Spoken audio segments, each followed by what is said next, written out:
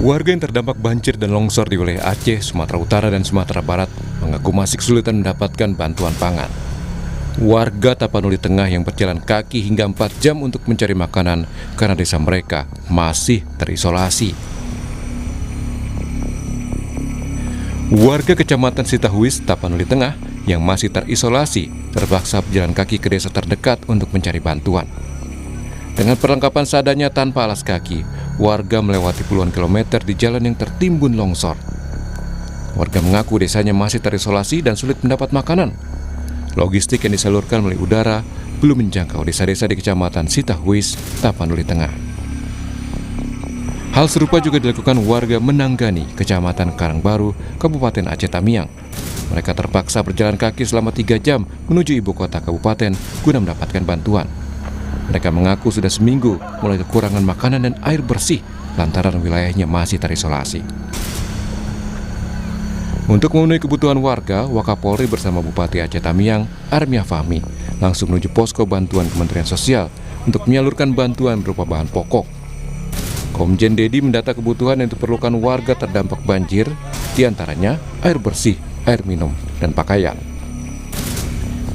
Kita sudah mendatakan beberapa kebutuhan mendesak yang harus segera kami penuhi. Yang pertama ada bola pangan, yang kedua water treatment, kemudian kita juga akan mengirim watergen, kemudian kebutuhan untuk ibu-ibu dan anak. Ya, kalau untuk logistik tetap setiap hari akan dikirim. Besok kami mengirim 16 ton untuk logistik untuk kebutuhan masyarakat di Aceh Tamiang. Tapi yang jelas Pak Bupati nanti sebagai lini sektor terdepan untuk penyaluran distribusi. Demikian juga Pak Bupati tadi minta tambahan alat transportasi berupa truk, ranger truk. Insya Allah coba saya komunikasikan dengan Kapolda Sumut. Kapolda Sumut ada beberapa truk yang bisa kita dorong ke Aceh Tamiang. Nah, nanti dari gudang logistik punya Pak Bupati akan distribusikan kepada masyarakat, khususnya masyarakat pinggiran yang saat ini masih sangat sulit dan terdampak. Bantuan kepada korban bencana banjir dan longsor di Aceh Tamiang juga dikirim melalui udara. Sedikitnya 20 paket bantuan dibawa menggunakan pesawat angkut Super Hercules lalu diterjunkan menggunakan parasut di lapangan Bima, Kecamatan Kuala Simpang. Tidak hanya kesulitan kebutuhan pangan, warga korban banjir juga kesulitan mendapat bahan bakar minyak. Antrean panjang di sejumlah SPBU masih terjadi di Kota Medan, Sumatera Utara. Warga mulai mengantre di sejumlah SPBU meskipun jam operasional belum dibuka. Salah satu SPBU yang diserbu masyarakat mencari BBM yakni SPBU di Jalan Gajah Mada, Medan. Antrean terjadi sejak pukul 6.30 pagi. Warga memilih mengantre sejak awal meskipun jam operasional SPBU belum buka. Di Mandailing, Natal, Sumatera Utara, seorang wanita pingsan diduga usai kelelahan antre di SPBU. Diduga wanita itu kelelahan setelah ikut mengantre selama 5 jam. Antrean panjang BBM terjadi karena stok BBM mulai langka di Mandailing, Natal setelah akses jalan terputus akibat musibah banjir dan tanah longsor. Melalui keterangannya, Pertamina menjamin pasokan energi untuk wilayah Aceh, Sumatera Utara hingga Sumatera Barat aman setelah pulihnya jalur distribusi BBM di jalur laut. Dalam keterangannya, Pertamina menyampaikan, Pertamina Patraniaga memastikan pasokan energi untuk masyarakat di wilayah Aceh, Sumatera Utara, dan Sumatera Barat dalam kondisi aman, seiring pulihnya operasional suplai BBM dari jalur laut. Menko Bidang Pembangunan Manusia dan Kebudayaan Pratikno mengatakan Presiden telah memerintahkan semua kementerian lembaga mengerahkan kemampuan yang dimiliki. Pratikno memastikan penanganan bencana ini dilakukan dengan seluruh kekuatan nasional yang dimiliki. Seluruh kementerian dan lembaga diperintahkan oleh Bapak Presiden termasuk TNI Polri, ya, BNPB, dan semua komponen untuk mengerahkan sumber daya yang ada semaksimal mungkin menangani bencana di Sumatera ini. Jadi sekali lagi ini penanganannya benar-benar penanganan full kekuatan secara nasional begitu. Jadi memang sekali lagi ini sudah ditangani juga.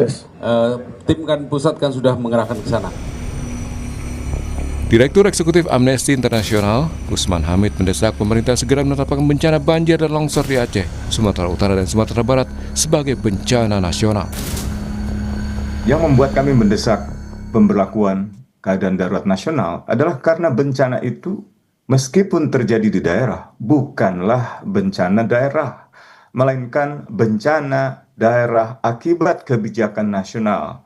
Yang kedua, kalau kita lihat dari segi jumlah korban, sudah banyak sekali dan angkanya bertambah dengan sangat cepat dari 100, 200, 300 sampai sekarang sudah di atas 700. Begitu pula dengan harta benda masyarakat. Lalu juga kerusakan sarana dan prasarana publik hampir lumpuh. Sepekan lebih pasca bencana longsor dan banjir bandang, kondisi korban kian memprihatinkan karena dihantui krisis pangan dan air bersih. Bantuan kini jadi asa bagi korban banjir dan longsor untuk bertahan hidup.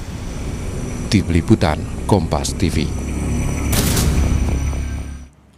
Saudara, hingga hari ke-10 warga terdampak banjir dan juga longsor yang terjadi di Sumatera Utara, Sumatera Barat, dan Aceh masih menanti bantuan untuk memenuhi kebutuhan hidup mereka. Sudahkah penanganan korban banjir di Sumatera dan Aceh ini cepat dan tepat sasaran?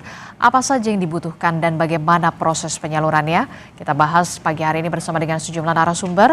Melalui sambungan daring sudah ada relawan Palang Merah Indonesia Azman, kemudian ada Kepala Pusat Data Informasi dan Komunikasi BNPB Abdul Muhari, serta Sekretaris Perusahaan Pertamina Niaga Robert Damatubun. Selamat pagi Bapak-Bapak, Assalamualaikum. Waalaikumsalam, selamat pagi.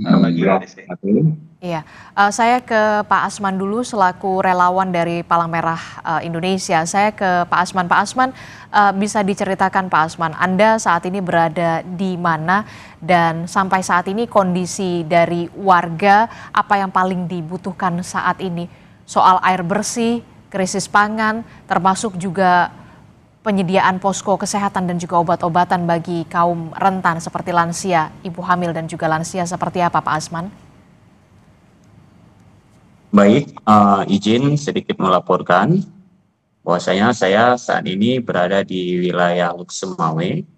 Saya dari PMI Kota Luksemawe. Saat ini kita mendapatkan instruksi dari TMI Provinsi untuk melakukan proses pelayanan ambulan untuk evakuasi korban-korban banjir di wilayah Luksemawe dan wilayah Aceh Utara. Begitu juga jika diperlukan ke wilayah lainnya. Sebelumnya kita PMI Luksemawe sudah bergerak dari tanggal 25 melakukan pelayanan ambulan ketika proses banjir. Itu kita sudah melakukan pelayanan. Kita evakuasi masyarakat dari tempat yang terisolasi, gitu kan. Kita evakuasi masyarakat-masyarakat yang sakit, kita bawa ke rumah sakit atau ke posko-posko pengungsian. Oke. Oke. Jadi, ya. Ya, sepanjang dari mulai tanggal awal Desember ini di Lok-Sumawe sendiri, dari pantauan Anda, Pak Asman, apakah ada wilayah yang terisolasi di sana dan tantangan terbesar apa yang kemudian dihadapi untuk proses evakuasi warga yang sakit menuju ke rumah sakit dan juga ke posko pengungsian yang dilengkapi oleh posko kesehatan di sana, Pak Asman? Sebelumnya kita terkendala untuk akses untuk menuju ke lokasi terpapar banjir dikarenakan armada kita agak susah bergerak dikarenakan ketinggian air yang sangat tinggi, sehingga di situ kita lebih memerlukan speedboat atau speedboat gitu. Itu yang menjadi kendala kita di lapangan. Untuk saat ini kita lihat dari pengungsian atau dari masyarakat itu lebih memerlukan bantuan distribusi air bersih, dan kita sudah melakukan hal itu, sudah melakukan distribusi air bersih sesuai dengan arahan dari PMI Provinsi. Dan untuk selanjutnya kita masih menunggu arahan dari PMI Provinsi apa yang memang bisa kita lakukan untuk membantu masyarakat wilayah, untuk membantu masyarakat Aceh. Oke, tadi Anda menyebut di wilayah Lok-Sumawe, kemudian juga di Aceh Utara. Ini Aceh Utara juga kan salah satu wilayah yang kemudian terdampak cukup parah juga ya, Pak Asman. Pak Asman, bisa Anda ceritakan apa yang kemudian paling Anda ingat pada saat proses evakuasi terhadap salah satu korban terdampak menuju ke rumah sakit, seperti apa wilayahnya, kemudian Anda harus melewati banjir yang begitu tinggi termasuk dengan menggunakan speedboat, bisa Anda ceritakan, Pak Asman? Baik, saya sedikit menceritakan pada tanggal 25 kita mengevakuasi pasien di mana itu di wilayah Aceh Utara. Kebetulan kita tim PMI ini sedang bergerak memantau kondisi. Di situ kita kebetulan kita sedang mengisi bahan BBM untuk armada kita. Jadi di situ kita mendapatkan korban sakit yang harus kita evakuasi ke rumah sakit dalam kondisi air di jalan lumayan tinggi dan kencang airnya. Di situ kita nekat untuk mengingat kondisi pasien ini harus kita tolong, maka kami ambil satu kesimpulan, kami akan terobos banjir. Di dalam banjir itu kami sedikit terkendala, mobil kami mati. Jadi mobil mati itu di bagian arus kencang. Arus kencang sehingga mobil kami ini hampir di bawah arus. Syukur dari pihak Polri, TNI membantu kami dalam keadaan mobil mogok. Mereka membantu menolak sehingga kami lewat dari ketinggian air tersebut. Oke, ketinggiannya pada saat itu berapa? Adakah 1 meter atau 1,5 meter, Pak? Seingat Anda? Ketika itu 1 meter, cuma airnya itu terlalu kencang. Oh, arusnya deras ya? Arusnya terlalu deras. Oke, saya ingin ke Pak Muhari. Pak Muhari, ini kalau kita lihat kan hari ini Wakil Presiden Republik Indonesia Gibran juga sudah mengunjungi wilayah Sumatera Barat, nanti akan ke Tapanuli dan juga ke Aceh begitu. Nah, dari data yang Anda miliki Pak dari BNPB hingga saat ini untuk korban meninggal dunia termasuk juga korban hilang seperti apa Pak datanya?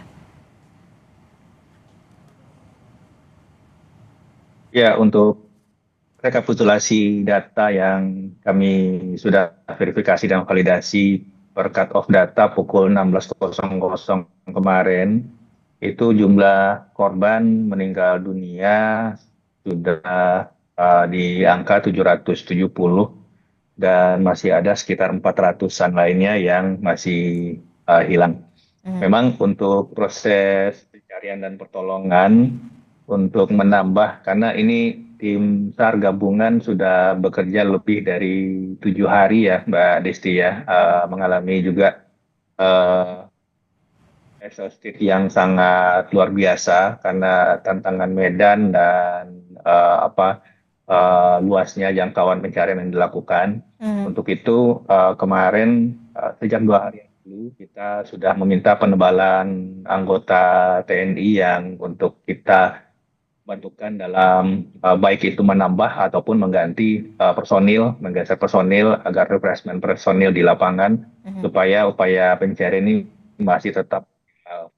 Nah, penambahan dan penebalan anggota dan juga alat perangkat ini sudah turun di lapangan dan kita harapkan tetap memasuki minggu kedua ini upaya pencarian dan pertolongan masih tetap optimal supaya bisa segera kita selesaikan upaya pencarian pertolongan ini sambil paralel kita tetap mengutamakan dan mengoptimalkan distribusi logistik untuk warga terdampak. Ini juga masih menjadi tantangan, tetapi makin hari akses jalan itu sudah via darat maksudnya itu sudah makin bisa dilalui. Salah satu yang paling krusial untuk Aceh misalkan itu adalah akses darat dari ke Aceh Tamiang. Jadi Aceh Tamiang yang merupakan salah satu kabupaten terisolir di minggu pertama, maka per kemarin itu jalur ada sekitar 6 truk BBM itu sudah masuk ke Aceh Tamiang Tamiang via jalur darat. Nah, kalau jalur darat ini sudah bisa ditembus secara otomatis, ini tonase bantuan tidak hanya makanan dan permakanan, tetapi juga infrastruktur, kelistrikan, dan komunikasi itu juga bisa kita percepat. PR kami sebenarnya untuk lintas timur Aceh ini tinggal di 2 jembatan, Jembatan Meredu dan Jembatan di Biren. Kalau 2 jembatan ini bisa kita selesaikan dalam hingga mungkin 7 hari ke depan, maka lintas timur Aceh sudah full bisa dilalui dan secara otomatis itu akan sangat-sangat membantu upaya percepatan pemulihan kawasan terdampak, Mbak Distin. Oke, berarti untuk wilayah Aceh ini, khususnya Aceh Tamiang, sudah ada jalur darat yang kemudian sudah bisa pulih begitu ya. Karena kemarin jurnalis kami di lapangan, jurnalis Kompas TV sempat sudah masuk ke wilayah Aceh Tamiang, agak miris dan memilukan sekali Pak Abdul Muhari. Bahkan warga di sana harus meminum air dan menyaring air dari genangan banjir begitu karena tidak adanya ketersediaan pasokan air bersih di sana, Pak. Bagaimana, Pak Abdul Muhari? Benar, karena pada saat kondisi jalur darat belum bisa kita tembus, maka secara otomatis dukungan logistik yang bisa kita geser itu satu-satunya hanya via udara. Kita pernah juga sempat coba via laut dan itu sempat masuk satu sorti, tetapi secara umum memang dari hari ketiga itu dukungan logistik, vitamin, makanan dan non permakanan itu secara otomatis hanya lewat udara. Nah, kalau lewat udara ini tonase bantuannya kan tidak sebesar atau tidak seberat dengan tonase bantuan di jalur darat. Saya ilustrasikan kalau jalur darat itu satu truk itu bisa sekitar 10 hingga 15 ton. Sedangkan kalau jalur udara satu sorti itu hanya sekitar 800 hingga 1,5 ton. Nah, ini juga kita mengupayakan untuk jalur udara ini sebenarnya tidak ada kabupaten kota yang tidak terjangkau. Tetapi memang tonase bantuannya ini tidak sebesar kalau jalur darat. Sehingga optimalisasi kami adalah peningkatan jumlah sorti penerbangannya. Sehingga kami coba upayakan dalam 1 hari itu satu kabupaten bisa Terputus Pak Abdul Muhari sinyalnya, sepertinya kami mengalami gangguan sinyal begitu kepada Pak Abdul Muhari. Baik Pak Abdul Muhari, kita nanti akan sambung lagi Pak, tapi dari informasi yang Anda berikan bahwa memang saat ini untuk wilayah terisolasi khususnya di Aceh Tamiang, memang pendistribusian bantuan ini diupayakan optimal melalui jalur udara. Penerbangan untuk operasi cek. Oke, ditahan dulu Pak Abdul Muhari, saya ingin ke Pak Robert. Pak Robert, ini dari Pertamina. Pak Robert, bagaimana soal penyaluran BBM ke wilayah terdampak? Kalau di Medan kita punya laporannya, bahkan warga harus mengantre BBM sejak pagi, SPBU belum dibuka, kemudian sudah mengantre di sana. Bagaimana untuk penyaluran BBM? Saya khusus di Sumatera Utara dulu, seperti apa Pak? Di Mandailing Natal, kemudian di Medan. Baik, terima kasih. Sebelumnya kami mengucapkan dari Pertamina turut prihatin dan berduka cita tentunya kepada para korban. Dan dapat saya sampaikan untuk wilayah Sumatera Utara, memang terdapat beberapa titik yang masih cukup sulit untuk ditembus. Mana saja Pak? Karena sekitar untuk area Sibolga, Tapanuli Tengah, kemudian juga untuk Tapanuli Selatan, Mandailing Natal, dan juga Brastagi, Karo, dan beberapa wilayah di sekitarnya, termasuk juga Nias dan Kepulauan ya. Jadi seperti disampaikan tadi oleh Pak Abdul Muhari bahwa memang beberapa mobil tangki sudah berhasil masuk. Di area yang lain kami juga tetap mengoptimalkan multimoda transportasi baik darat, laut maupun melalui udara. Kami coba masukkan energi melalui kapal yang kemudian diangkut kembali dengan mobil tangki. Selain itu untuk operasional alat berat untuk membuka jalur itu kami kirimkan juga dengan lewat udara atau dengan kendaraan kecil, bahkan kita juga bekerja sama untuk menggunakan roda 2.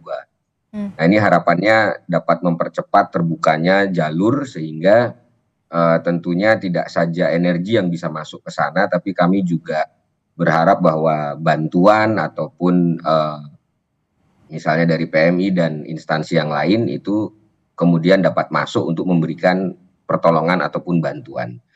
Harapan kami tentunya ini menjadi usaha bersama sehingga kami mencoba menyediakan energi untuk seluruh stakeholder baik BNPB ataupun lembaga lain yang turun ke lokasi, dan tentunya kami juga berharap terkait dengan ketersediaan listrik ya, karena SPBU ini kami saat ini menggunakan genset di mana operasionalnya itu hanya bisa 5 jam dan harus dimatikan selama 1 jam supaya tidak terjadi overheat.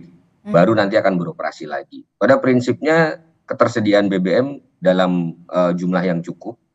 Hanya saja kami menghimbau kemudian untuk masyarakat tidak melakukan panic buying dan apalagi kemudian memanfaatkan momen ini untuk membeli dan menjual kembali dengan harga yang tinggi. Karena BBM ini sangat penting saat ini. Tidak saja bagi operasional, tapi juga untuk penanggulangan bencana yang diperlukan.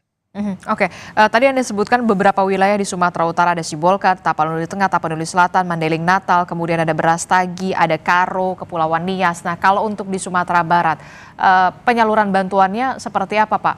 Penyaluran BBM maksud saya, penyaluran BBM.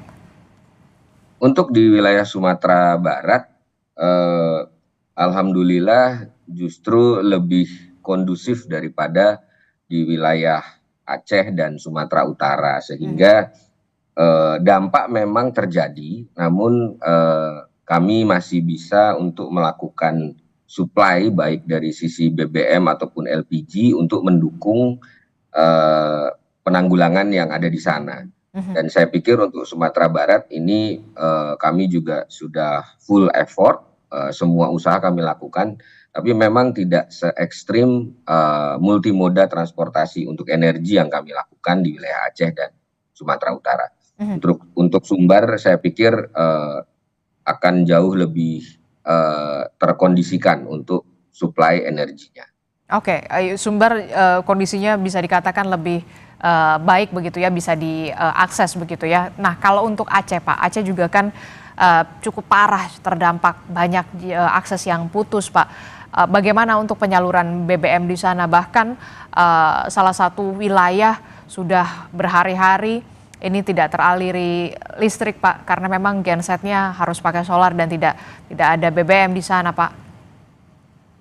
Betul, untuk wilayah Aceh memang cukup terdampak paling dominan karena kami petakan di wilayah Aceh sendiri untuk PD Jaya, PD, kemudian Biren, ini terdapat jalur utama ke Banda Aceh yang terputus di beberapa titik akibat jembatan amblas ataupun banjir besar yang masih melanda. Kemudian untuk wilayah Aceh Tengah, Bener Meriah dan Gayo Lues ini juga menjadi tantangan tersendiri karena banyaknya titik longsor dan badan jalan yang hilang sehingga mobil tangki kami tidak dapat melalui untuk lewat ke sana. Untuk wilayah Aceh Tenggara kami coba mapping, ada tanah bergerak dan longsor susulan yang kemudian membuat akses ini menjadi tertutup. Begitu juga dengan daerah pesisir barat, Aceh Jaya, Aceh Barat, dan Nagan Raya. Walaupun menggunakan kendaraan besar, tapi beberapa ruas ini masih tergenang cukup tinggi, sehingga mobil tangki yang sudah dengan struktur tinggi itu belum bisa dilalui. Nah, ini yang kita lakukan adalah kita coba melakukan alih suplai dari Lok Semawe yang kemudian melalui jalur laut. Ini energinya kami kirim ke fuel terminal Prueng Raya, baru kemudian dibawa menggunakan mobil tangki. Sampai saat ini sudah untuk wilayah Aceh sudah lebih dari 50 mobil tangki yang sudah kami tambahkan. Dan secara total kami juga menambahkan sekitar 80 personil awak mobil tangki tambahan dari luar Sumatera, baik dari Sumatera Selatan, Kalimantan, Jawa, dan sebagainya untuk menambah kekuatan sehingga ini dapat beroperasi 24 jam. Untuk LPG sendiri juga di wilayah Aceh kami lakukan melalui laut, di mana ski tank ataupun mobil tangki LPG ini kami angkut menggunakan kapal dan baru diturunkan untuk mengangkut. Untuk wilayah terisolir, kembali lagi kita dropping, kita kerjasama dengan pesawat perintis, baik dari TNI AU maupun swasta, paling tidak untuk memberikan BBM kepada penggunaan alat berat ataupun penanganan bencana yang ada di sana.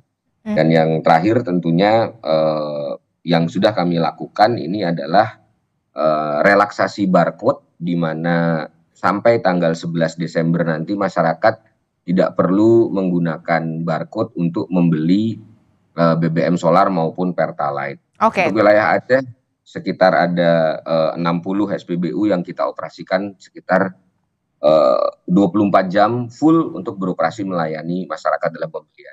Oke, jadi kalau untuk wilayah Aceh ada 60 SPBU yang dioperasikan 24 jam nonstop tanpa barcode ya Pak ya, sampai tanggal 11 Desember? Ya, ini adalah untuk area-area yang terdampak ya, dalam arti kenapa dilakukan relaksasi barcode dari pemerintah melalui BPH Migas.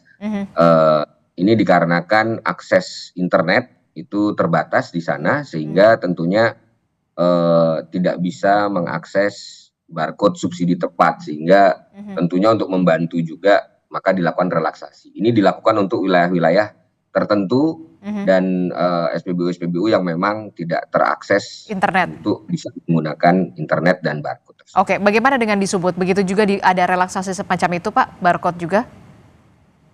Untuk beberapa area di Sumut tentunya kami juga bekerja sama, tapi tidak secara menyeluruh, karena wilayah-wilayah di Sumut masih ada SPBU-SPBU yang beroperasi 24 jam ini juga masih bisa mengakses internet. Sehingga ini relaksasi ini dilakukan dalam rangka mempermudah perolehan energi ya.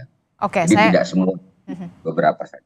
Oke, saya ke Pak Asman. Pak Asman, terakhir Pak Asman, dari yang sudah Anda lakukan bersama dengan rekan-rekan begitu ya, kami turut mengapresiasi juga. Bantuan apa yang saat ini sangat mendesak dibutuhkan oleh para korban terdampak dari banjir dan juga longsor, khususnya di Luk Sumawe dan juga Aceh Utara di wilayah Anda, Pak Asman? Baik, untuk bantuan seperti yang diperlukan di lapangan itu, yang terutama itu air bersih. Dikarenakan ketika kita turun lapangan, kita lihat kondisi di lapangan itu memang sangat membutuhkan air bersih. Dikarenakan di lapangan bahkan untuk memandikan jenazah saja itu tidak ada air bersih. Dan untuk selanjutnya itu berupa bantuan logistik, makanan, bahkan ada tempat-tempat yang memang aksesnya terputus karena jaringan, karena listrik. Jadi kenapa mereka kita tidak tahu informasi mereka, karena ya jaringan terputus, mereka berada dalam pedalaman, air tidak ada, mereka perlu bantuan. Jadi yang lebih kami utamakan sekarang bahwasanya proses evakuasi korban dan distribusi air bersih. Untuk bantuan kita harapkan nanti akan kita tunggu arahan juga dari PMI provinsi, bantuan apa yang memang akan diarahkan atau disalurkan secara tepat dan merata kepada masyarakat.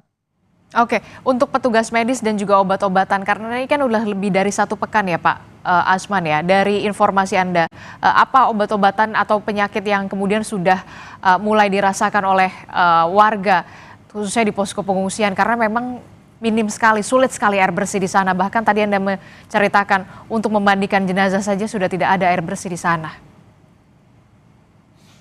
Ya, keluhan di lapangan itu di lapangan penyakit gatal-gatal, gatal-gatal karena mungkin karena kondisi air ya.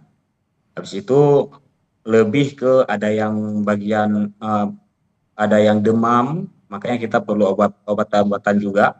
Dan perlu saya laporkan juga bahwasanya dari PMI ini sudah melakukan pelayanan kesehatan dan PMI provinsi untuk saat ini sudah mengirimkan 60 relawan untuk turun ke lokasi-lokasi yang memang sangat membutuhkan bantuan pelayanan kesehatan dan bantuan lainnya.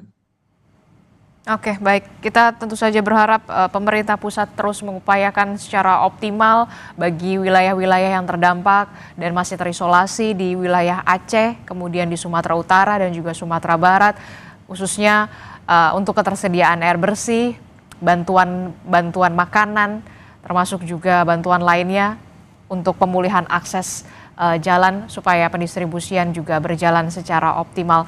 Terima kasih Pak Asman selaku relawan Palang Merah Indonesia, kemudian juga ada Pak Robert Damatubun yang merupakan sekretaris perusahaan Pertamina Niaga juga sudah bergabung bersama kami.